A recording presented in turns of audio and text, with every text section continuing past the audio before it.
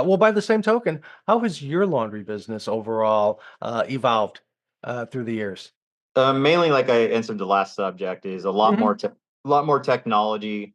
And on some of the coin side of it, I see that the bill recyclers are very beneficial because through COVID, I was almost running out of quarters, and it was either apartment laundry people getting my quarters, other retailers getting my quarters.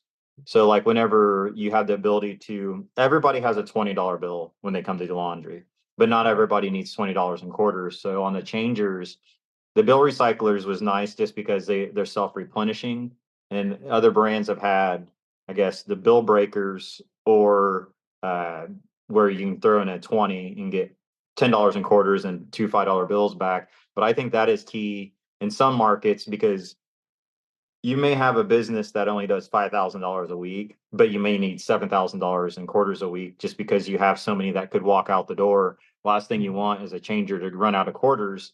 And then when you go to collect, you lost 1,000 or two. So on the non-technology, well, I guess it is part of technology, but the bill recyclers in some markets are very beneficial. I have desires to add those to the coin only stores, but at the expense of them, I could get some card readers and be up to date on technology versus just putting a $10,000, $12,000 changer in. You could get some card readers. Yes, you can't do the whole store with card readers for that price, but so I guess that if that answers the question. Yeah, yeah, no, absolutely, it does.